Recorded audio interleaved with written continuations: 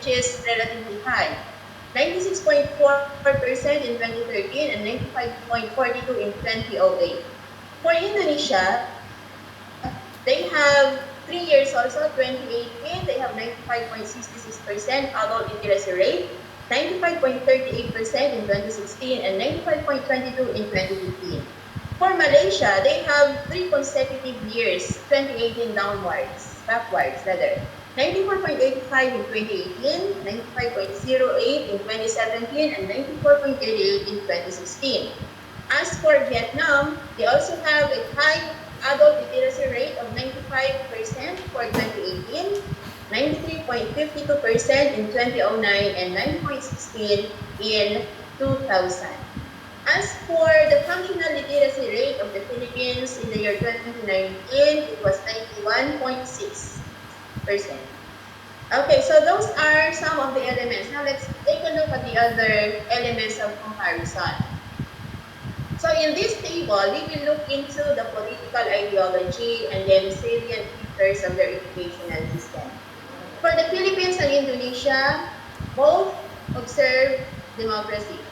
And of course, we know the characteristics or features of a democratic government. For Malaysia, they have the parliamentary democracy with constitutional monarchy. In Malaysia, parliamentary democracy with constitutional monarchy means the politics of Malaysia takes place in the framework of a federal representative democratic constitutional monarchy, in which Yang di-Pertuan Agong is the head of the state, and then the Minister of Malaysia is the head of the government. Executive power is exercised by the federal government and 13 state governments. For Vietnam, it is a socialist republic country with one-party system led by Communist Party of Vietnam. As to the salient features of educational system, I will no longer be discussing that of the Philippines because it was discussed by it was already presented by Ma'am Glorian.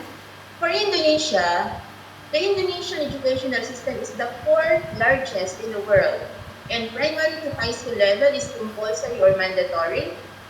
As to payment or fees, primary to middle school is free, but in high school there is small fees, probably miscellaneous.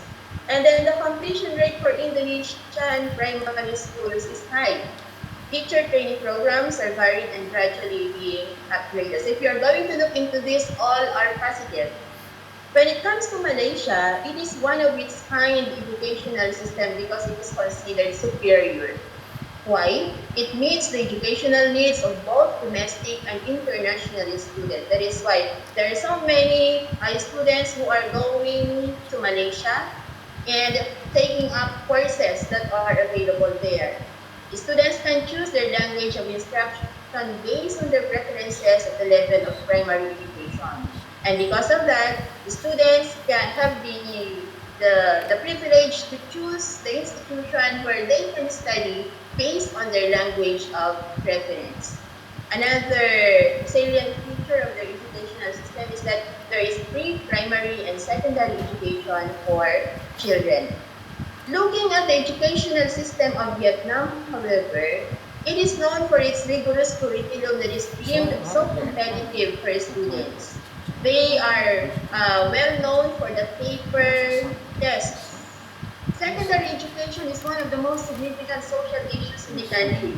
Designated schools, known as high schools for the gifted, are regarded as prestigious and often demand high entrance examination results.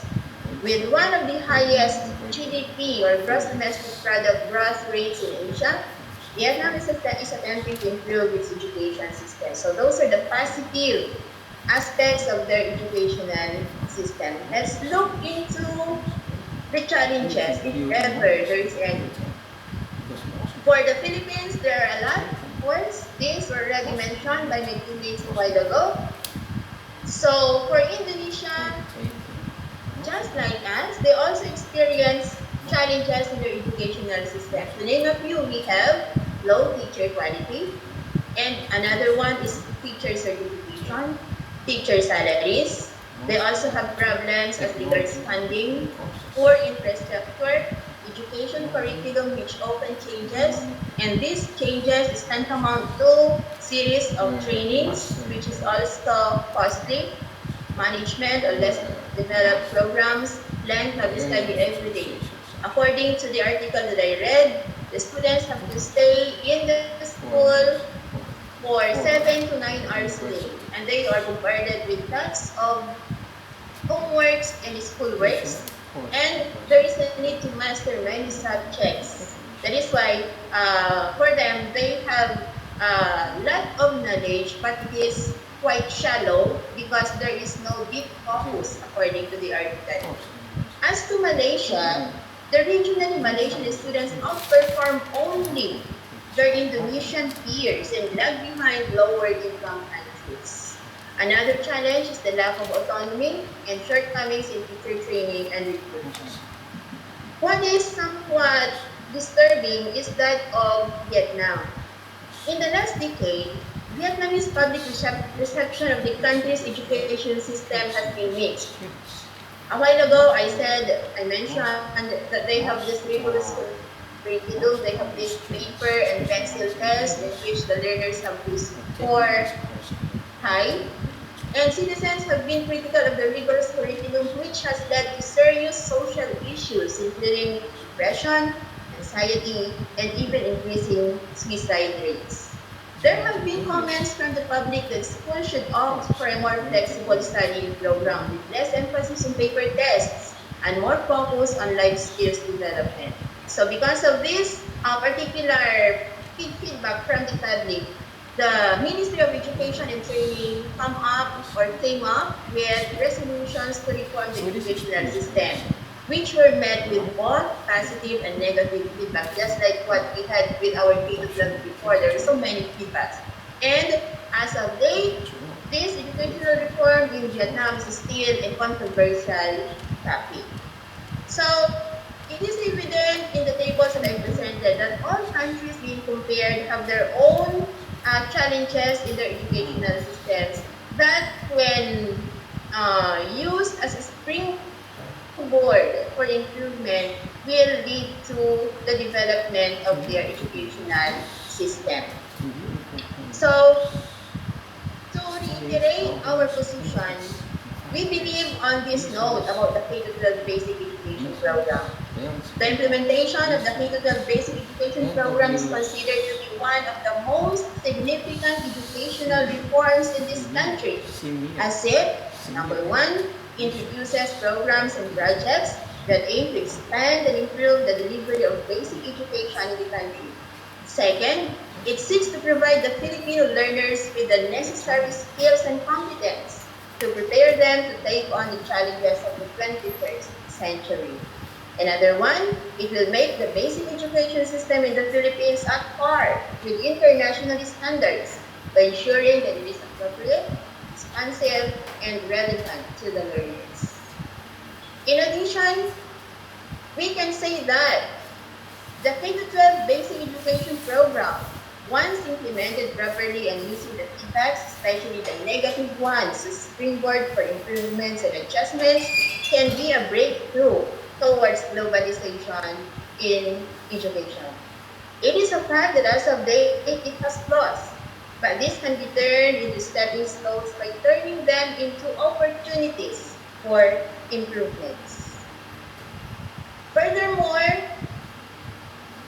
the K-12 program is not without challenges, but it is an endeavor worth pursuing if we truly intend to improve the Philippine education system. By investing more time and resources in our education, we can expect our graduates to become competitive in the global business arena and bring more success that will contribute towards building our nation. Furthermore, the K-12 curriculum is intended really to improve the system of our education in order for our graduates to be globally competitive. As can be seen in this particular image, the K-12 curriculum educational reform is being divided into 4 phases. Phase 1 is laying the foundations, which started school year 2011 to 2012. And then phase 2 is modeling and migration, which lasted for 3 years, 2013 to 2016. And then phase 3, complete migration, 2016 to 2020. And then we are now on the phase 4, which is the completion of reform, 2020 to 2024. This means that in the school year 2023 to 2024, the first batch of K-12 graduates, meaning those who started from grade 1 and with the K-12 basic, grade 1 with the K-12 basic education program curriculum, will graduate in the school year 2023-2024. The first batch of the K-12 graduates will be produced. What we had in the school year 2018 is the first class. Okay, they started in 2016, 17, 18. They graduated in 2018. They are the first class. In 2024, we will have the first batch. The ones who have completed from grade 1 up to grade 12. This is also the last phase, which is also known as the completion of reform in the educational system. After which, the evaluation of the entire program will be undertaken, and I hope that whatever the result will be, it will be for the betterment of our educational system. So having considered all the views being shared and discussed, we came up with the following recommendations. First, to produce or acquire the necessary resources for the thorough implementation of the K-12 basic education program, the Department of Education must be allocated sufficient budget, which shall be closely monitored for proper spending. In a country where graft and corruption is rampant, being vigilant and always on the lookout for malpractices, especially in budget spending and liquidation, should be practiced by those officials who are supposed to safeguard such funds. Second recommendation, as regards the implementation of the three major educational reforms, we have the mother tongue-based multilingual education, senior high school education, and general education curriculum. Capable and efficient managers shall be tasked to oversee the implementation to avoid wastage of resources and ineffective services. Few but efficient people to man the job is better than a herd of incompetent manpower. If realignment of budget would be allowed, probably those allocated to agencies which are not that functional could be added to the budget allocation for the Department of Education. Another recommendation that we had is the K-12 graduates are really inferior in comparison to the degree holders, so they must not aim for a high-paying job. They must look for one which is in accordance with their acquired knowledge and skills. The K-12 curriculum, aside from it meets the international standard on the duration of basic education, is in fact of great help to the high school graduates who do not have the capability to pursue a degree course. Without the K-12 curriculum, a student will graduate from high school at the age of 16 or 17 with just the basic knowledge and the skills, technical skills for that matter. To some, they will look for employment, and mostly they will end up being errand boys or errand girls because they don't know that much. Or worse, some get into teenage marriage.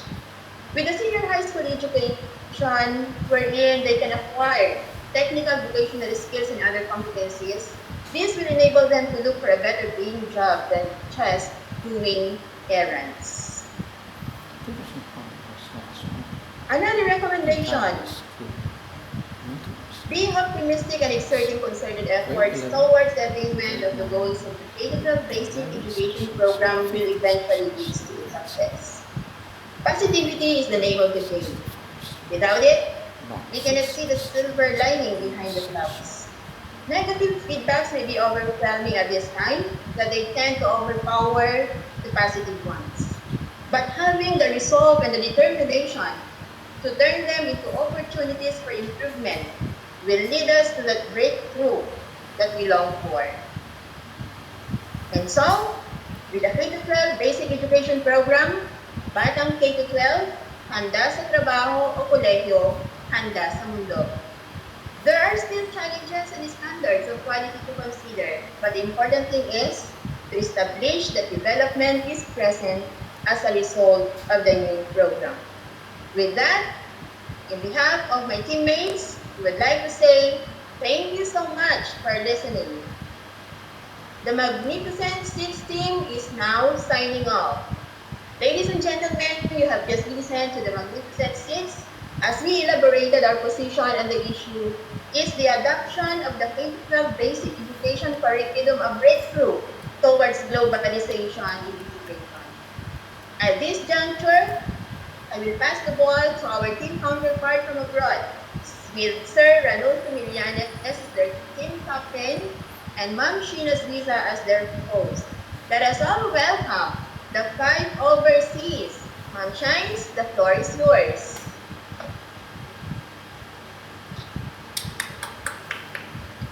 Why don't we give the Magnificent Six a warm of applause? They did a great job. Thank you for that informative and detailed A big hand, discussion please. about the history in the background and how the K-12 works in the Philippines. And not just that, you have been on a great country. Excellent job. Excellent job. So, as a reminder, while we are gonna have transition, I will give you a few minutes to stretch.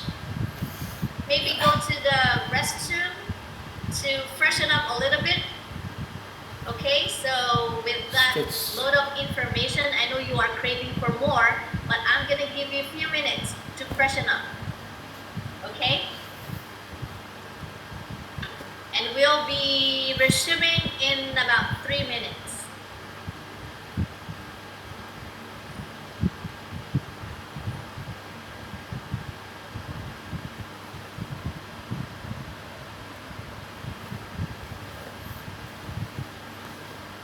Can you relax for a moment?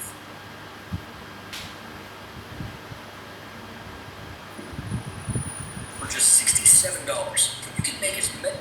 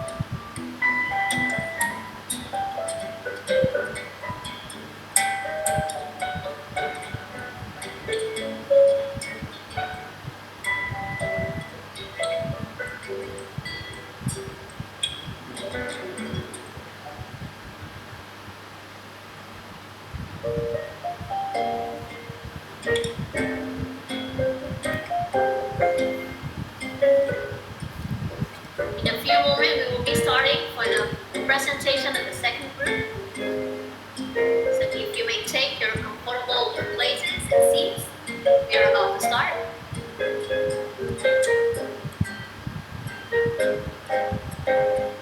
And because it's almost noon time, we will not be so strict about you guys eating and drinking. Please do so.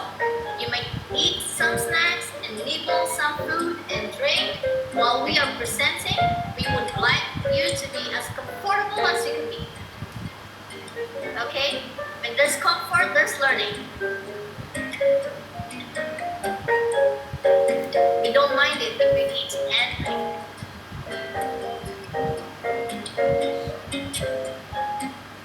Okay, thank you guys, and I hope everyone is ready for the next group presentation, and I hope you enjoy your time as well as you enjoy your food and snacks.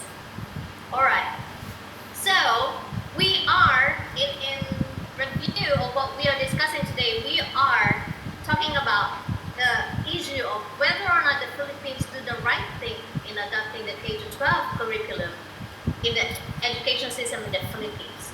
So now, this time, the presenter will be from us here in Thailand. We call ourselves the 5 Overseas, and we are Thailand-based. And we will be discussing to you whether or not does the implementation or the ratification of the K-12 advance the globalization of education in the Philippines as it did for Thailand. Yes, we will be having a comprehensive comparison of the Philippines K-12 and the Thailand K-12. So because we are based here, we will give you a glimpse and understand how it is working here in Thailand. And let me introduce to you our captain. I will be introducing to you our teammates, my teammates, one at a time later as they will present each topic, each area.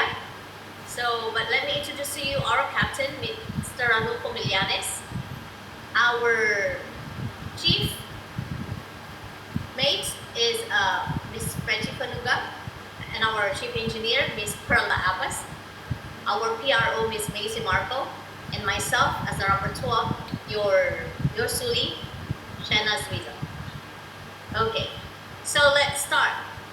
So what is it really? What is K-12? A while ago, the other group presented to us what is K-12 in the Philippines. But let me introduce to you what K-12 is in a wider sense. So K-12 is a content being taught, and it's like a set of courses, learning objectives or experiences and standards that the school offers the students to study and master across grade levels from kindergarten through grade 12. So K-12 is basically an education system that comprises from kindergarten to level 12. So it can vary from how many years the primary to junior high or senior high, which the other countries refer as the upper secondary and the lower secondary. But the totality of the years is 12 years. So that's from kindergarten to 12. So it doesn't matter how many years they divide it to. So how and when did it really start?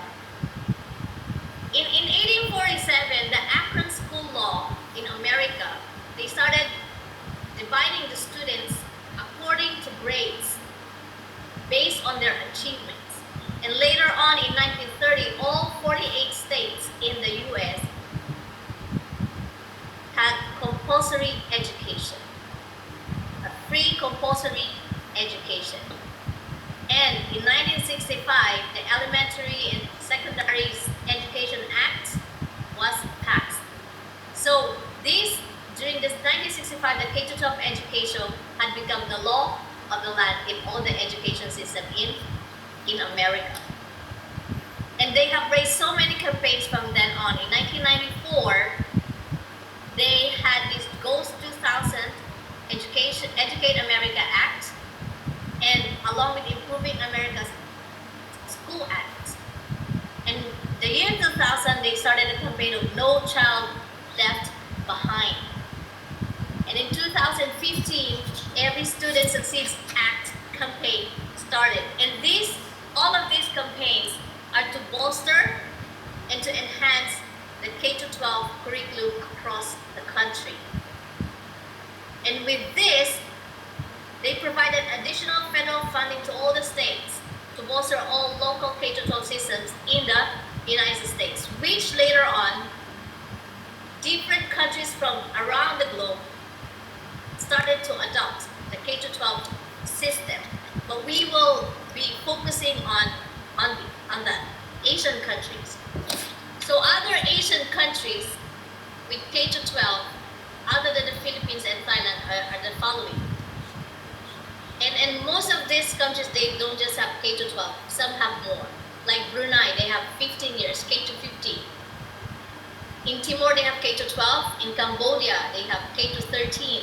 In Malaysia, they have K-13 and sometimes 14. In Laos, they have K-13. Singapore, K-12 or sometimes 14 years. And in Myanmar, K-12. In Indonesia, K-13. And in Vietnam, K-14. And sometimes K-15. But where we are right now, in Thailand, K-12 started in Thailand in 1977. This will be discussed to you more later on with our presenter later. But to give you a glimpse of how it is in Thailand, K-12 has the 633 structure of K-12 in Thailand. And this will be discussed more later to you.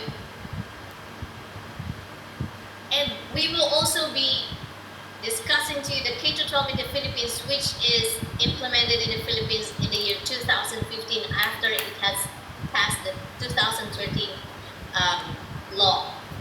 So to give you more background in the Philippines, may I call on our PRO, Miss Macy Marco, who will be presenting to us a background and discourse of our issue for today. And to introduce you today, Miss Macy Marco is a teacher here in Bangkok. She's been here for several years already, and right now she is a teacher at a Thai school in Thailand. Miss Marco? Okay, hello. Good morning, everyone. My name, yes, is Macy, and I'm the PRO of P5 Overseas in Thailand. Today, I will be presenting some issues. Let's begin with the background of the source of the issue, which is the implementation of the K-12 plan in the Philippine basic education curriculum aims to elevate Philippine education to the next level because most countries internationally and globally have a standard basic education of 12 years. So, our group position statement in the question, did the Philippines do the right thing in adopting the K-12? We answered yes. Yes, we did the right thing in adopting the K-12 basic education. Let's look at the figure or the chart below. Does the Philippine level of quality of education going up or going down? Is it necessary to change the Philippine education curriculum or not? According to the chart entitled, the Philippines must catch up with the rest of the world from the World Economic Forum Global Competition Report in ASEAN. Actually, this was reported before 2013, meaning to say this research was done before they put in the law the K-12 in the Philippines. So they kind of made a very good decision before 2013. The Philippines was the last 8 in the quality of science and math and capacity for innovation. Meaning to say, again, I will repeat, we are the last country of modernization and technological innovation in a global setting. we are so late. Now, let us compare Thailand and the Philippines before the ratification of K-12 in the Philippines in 2013. In 2009, Thailand was at 36th place in the global competitiveness, while Philippines was at 87th place. In 2010, Thailand was at the 38th place and Philippines was at 85th place. In 2011, Thailand was at 39th place and the Philippines was at 75th. Before I continue reading, can you notice that even the quality of our education was tightly competing with Vietnam? Still, Thailand was one country better than us and farther away from us. We have a lot of things to do and work up and catching up. And the quality of the Philippine education before 2013 was really, really far away for globalization. Therefore, in reading this chart, my opinion, our country has so many things to understand regarding the benefits of this K-12 program. As Ms. Shines reported that it started 1977, we are so late, maybe 44 years. And we need to encourage our teachers to really pursue this program. So let us proceed to K-12 curriculum legal basis in Thailand. According to the National Education Act, Basic Education 2542, which is year 1999, or the education system in section 16 stated that the basic education is that provided for the 12 years before higher education. In section 17, compulsory education shall be for 9 years, requiring aged 7 to enroll in the basic education institution until the age 16, with the exception of those who have already completed grade 9. Critically, and methods of calculating children's age shall be as stipulated in ministerial regulations. And the K-12 curriculum in the Philippines legal basis, can we proceed to the next? The RA number or Republic Act number 10.533/2013, or the Enhanced Basic Education Curriculum in section 4 stated that kindergarten education shall be mean 1 year of preparatory education for children at least 5 years old as a prerequisite for grade 1. Elementary education refers to the second stage of compulsory basic education and which is composed of 6 years. The entrant age level is typically 6 years old. Secondary education refers to the third stage of compulsory basic education. It consists of 4 years of junior high school education, 2 years of senior high school, and the entrant age to junior and senior high school levels are typically 12 and 16 years old respectively. So that is the law that we need to follow in comparison with Philippines and Thailand. Very similar, very similar. So I go on to the next slide.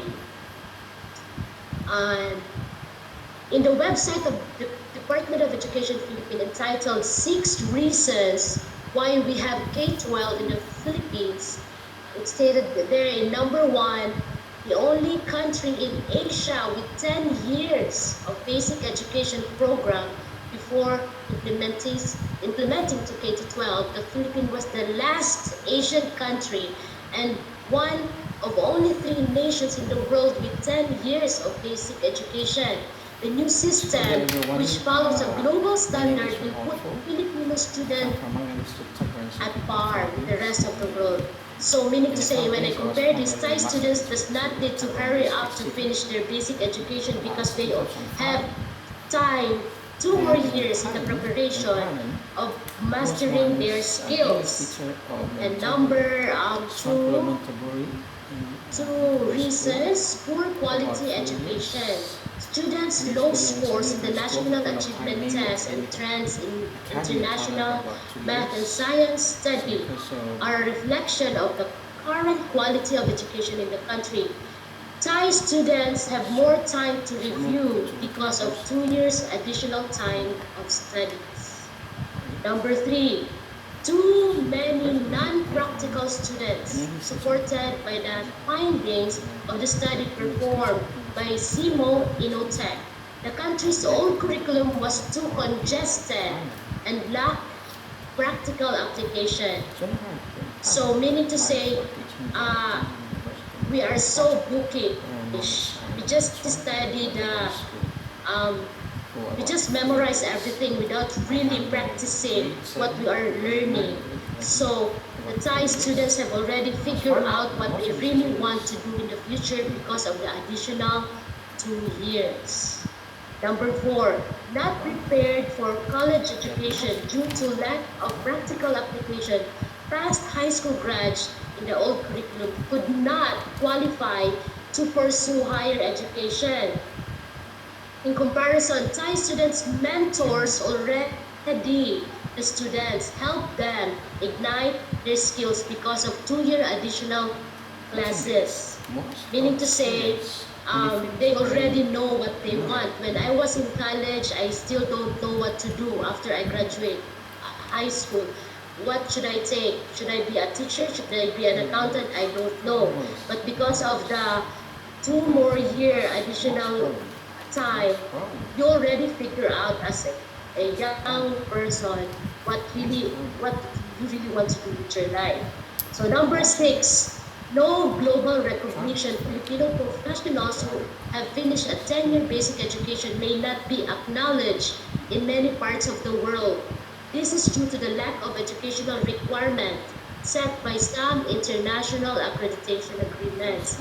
Thai students does not need to be recognized because they already have good jobs in Thailand because of more training because of two additional courses. Meaning to say, they know what to do. No one is left behind because of the 2 more years additional program. They don't need to go abroad because they know what they do. Do they want to be a doctor? Do they want to be a secretary? Do they want to be an engineer? Do they want to be a typewritist or just a conductress, a tourist guide? They could just, they already know because of, they already figure out because of the training that the schools are giving them. So basically our country really lacks time. That's why we are studying masteral and we are studying doctorate because we lack so many things. So thank you for listening to me. I would like to continue on with the next slide, and I'm going to give this floor to Ms. Shines, our MC. Thank you and God bless you. Thank you, Ms. Macy. Now we're going to hear about the benefits of this K-12 curriculum in the Philippines. This will be presented to us by Ms. Perla Apas. She's a graduate and has been a graduate of BSE, and she has been staying in Thailand for 14 years. She's a teacher for 8 years. In Thailand, 3 years, and in the Philippines, 8 years in Thailand and 3 years in the Philippines. Mostly, she's teaching in elementary and middle school. But currently, she's a housewife and an entrepreneur and trying her best to finish her doctorate study at PSU. Ms. Apas? Good morning, good afternoon to everybody. Thank you so much, Ms. Shine, for the introduction. So, for today, I was assigned to discuss with you about benefits of K to 12.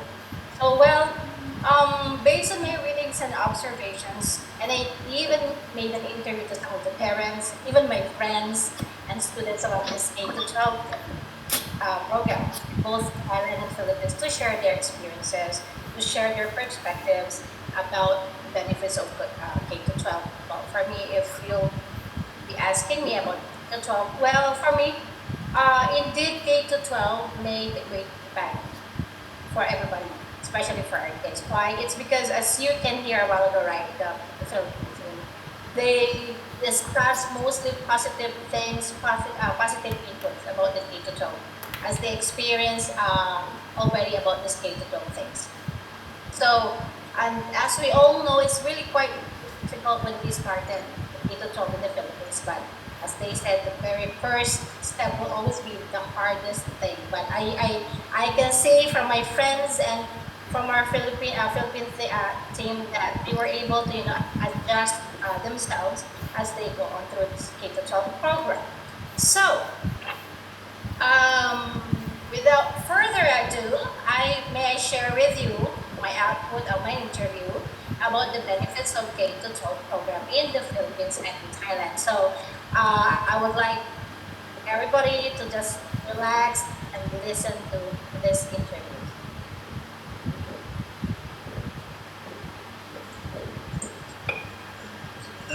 For me, one of the benefits of the implementation of K to 12 program here in the Philippines is that students are given more time master, they're given 2 years to master the needed competencies and skills through the specialized program in senior high school. While in senior high school, they get to explore other fields, which they not decide what course to take in college. Whenever they decide to proceed to college, it would be much easier for them since they have already uh, learned and demonstrated the basic competencies needed in their choice.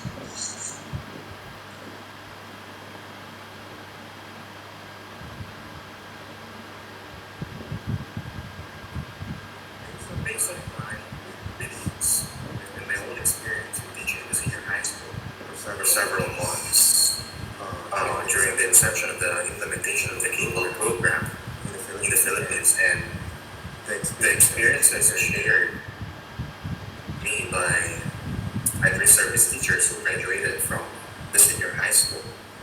I would say that one important thing about the K-12 program in the Philippines is that the subjects and their topics are organized in such a way that they follow the spiral progression across grade levels. It only means that students would have greater mastery of learning competencies as they progress from one grade level to the next. And with all these competencies, they will be guided to choose which track to take by the time that they reach senior high school, either for higher education or vocational course. And by the time that they graduate from the senior high school, they will have reached the legal age in the Philippines to start a career or a job. That's all.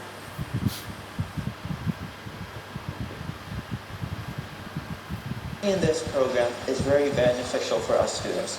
I believe that it is very beneficial for us because it gives us time to prepare for university, and also it gives us time for us to think and to choose what course we want to take in university and what career we want to pursue in the future.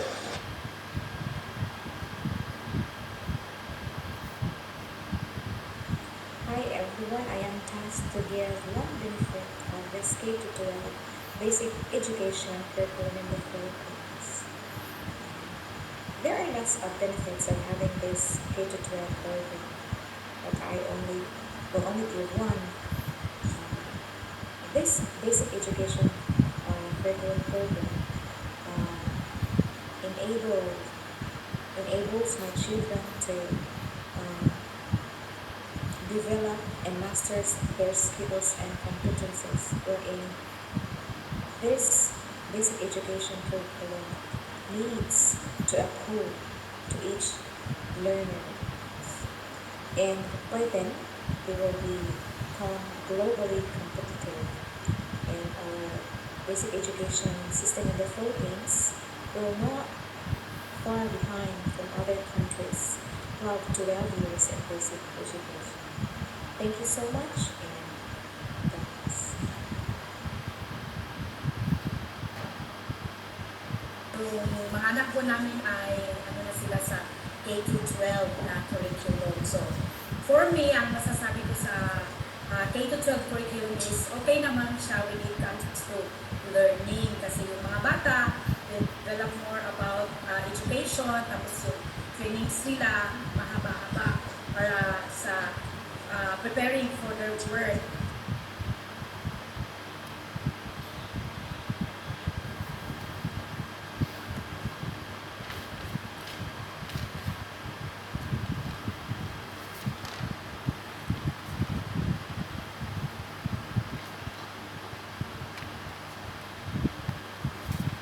one more slide.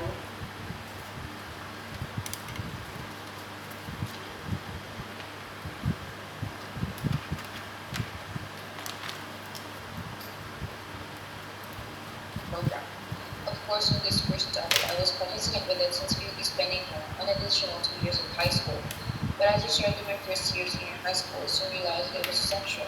So good morning everyone, my name is Rodolfo. I come from Manga District, Cagayan City, Philippines. It narrows down subjects. So I had a lot of experience about teaching in elementary grades for about 15 years. I was once a master teacher, teacher 1, teacher 2, teacher 3, master teacher 1, master teacher 2 for about 15 years. So in 2005, I moved Thailand because my friends here in Thailand invited me for a teaching job and applied in a non-degree project. So I applied for non-degree project at Ramkhamhaeng University. That's 2005. Okay, so those videos, short clips, videos were came from both Philippines and Thailand. So I should say that for me, I would say that there's a lot of benefits actually of K-12 program for our improvement, especially for our educational system, of course, and for our kids' future. So I would say that you all guys would agree with me that the first time was never easy, right? But if we are open for these new changes, these challenges in the development, I don't see any problems with it. As it was mentioned by most of the people I interviewed and the Philippine group, that they were very satisfied and grateful for having this K-12 in the Philippines, and and for sure you will agree with this proposition. So thank you, and I will be returning the microphone to Miss Sheena. Have a blessed day, everyone. Thank you, Ms. Pearl. And now we would like you to have a glimpse of the educational background K-12 curriculum in Thailand. And this will be presented by Ms. Prechi Fanuga. She has been teaching in Thailand for 21 years and currently working at British Columbia International School as a fine arts teacher. This school is an offshore school from Canada. So most of her teaching experiences here in Thailand are in international school setting. So please welcome Ms. Prechi Fanuga. Good morning, good afternoon, sir, and good afternoon, everyone. Thank you, Shines. So I will be talking about, I will be discussing about and giving you a glimpse on how we did the K-12 educational settings here in Thailand. School education in Thailand lasts for 12 years in duration, but actually I've read some articles, they said like it should be 15 if we include the kindergarten. And there you will be able to see it later on, later on in my slides. Right. Public education here in Thailand is free for all students. In 1970s, the structure of school education here in Thailand is 4-3-3-2. But then the basic education in 1977, they changed it to 6-by-3 and 3 educational structure. So that's the time they implemented it. The next slide is going to be the infographic of educational structure in Thailand. As you can see, the preparatory school, which is, we called it here Anuban. So it's the playgroup or the kindergarten where students are taught taught the basic skills, and then they also have the social interaction with the other kids. So that's the main goal for them with the preparatory here as well. And I think it's the same in the Philippines. And then they have the 6 years elementary, and we called it Pratum 1 to 6, which is grade 1 to grade 6 in our country. And then they also have the lower secondary, which lasted for 3 years. We call it Matayum 3, or Matayum 1 to 3, or grade 7 to grade 9.